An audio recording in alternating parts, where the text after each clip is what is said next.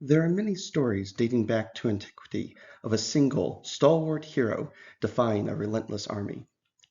Two classic examples include the Roman Horatius Cocles and the Irish Cú Chulainn. Their legends are not about defeating a whole army. Rather, they are about standing in its way in order to give others more time, restraining the enemy if only temporarily.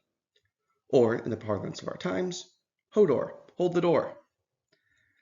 Such a person or entity has long existed within the apocalyptic imagination too. Here, let me show you something.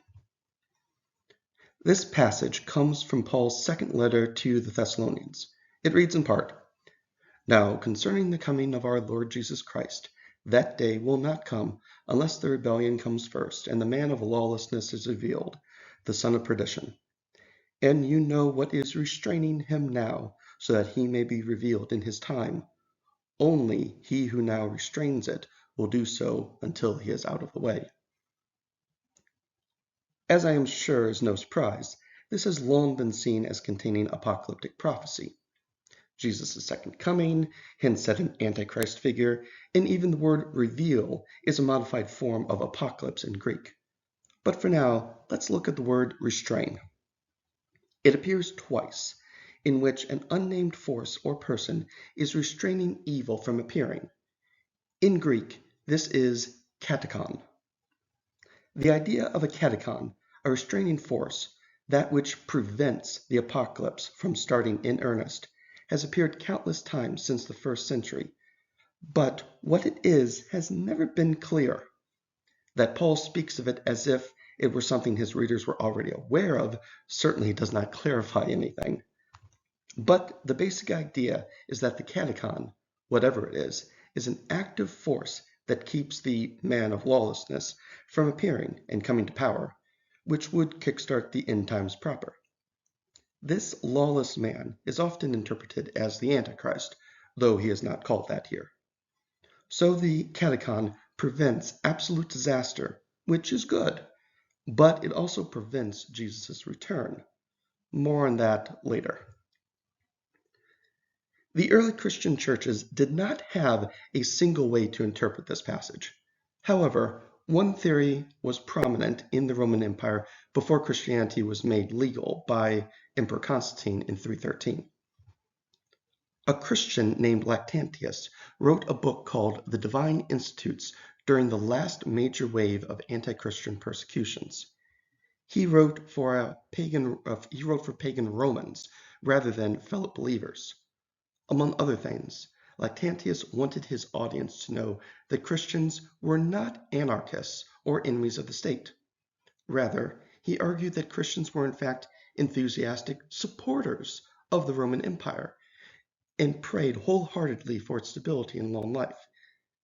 This was because, he explained, he and his fellow Christians believed the empire was itself the Katechon, the restraining force that prevented a sinister figure and his armies from conquering the world and unleashing untold devastation. So, Lactantius argued, it made no sense to accuse Christians of disloyalty since their own holy text spoke in favor of Rome. That was one way to see it. Certainly, the book of Revelation itself imagines the Roman Empire in a very different light. Nevertheless, this was a powerful and useful way to imagine both the Katechon and the Roman Empire. Ironically, equating Christianity and the empire like this might have worked a bit too well. About 100 years later, in the early 5th century, Augustine, the Bishop of Hippo, famously had to defend Christianity against pagan critics when the stability of the Roman Empire under Christian governance began to falter. In his City of God, he argued that the Roman Empire was not absolutely necessary to prevent the end times from starting. Something else must be the Katechon. The world could survive even if Rome perished. Since the decline of Rome's central importance, many other Katechons have been proposed.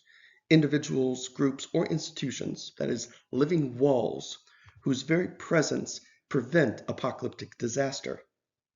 Not infrequently, Such rhetoric has been used by cult leaders, military and paramilitary organizations, and autocrats seeking self-promotion, claiming that they alone are all that stand between peace and catastrophe. In literature, film, and entertainment, ideas related to the Katechon are everywhere in our time, whether in a religious context or not. There are plenty of modern-day Horatius Cocles and Cú Chulainn figures, individual heroes who stand in the breach. These can be found in many blockbuster movies and video games. Arguably, the idea of the Katechon is also an source for any number of stories about secret organizations that remain hidden in order to protect humanity from unspeakably malevolent and powerful invaders. Lovecraftian investigators staving off Earth's inevitable doom, most D&D parties stopping demon cults, or superhero teams saving the world. These are time-tested crowd pleasers. Hopefully, we can talk at length about individual examples another time. I want to leave you, however, with a different kind of interpretation. Recently, the role of the Katechon has been questioned. Italian philosopher Paolo Virno has written that while the Katechon keeps terrible disasters from occurring, it also prevents utopia too. Remember what Paul wrote. He believed that the Messiah would only return after the world entered a crisis period, but that crisis cannot happen as long as the Katechon stands in the way. Thus, as Virno points out, the Katechon functions not merely as a jailkeeper holding back evil, but also as something that prevents radical progress from happening. The Katechon, in such a view, is inherently a conservative office, restraining not merely the evil we may suffer, but the good that we are capable of experiencing. It is thus important to ask ourselves what we consider to be a Katechon in our world, and importantly, to consider the good it has done by existing and the potential good that may come from its abolition. This is the question asked by, for example, philosophers like Karl Marx or games like Dark Souls. Do we want to live in an unpleasant but familiar world, or risk everything for a potentially better one? Is the Katechon restraining evil or us? Well, that's all for now. I hope to see you again next time. Until then, this is the end.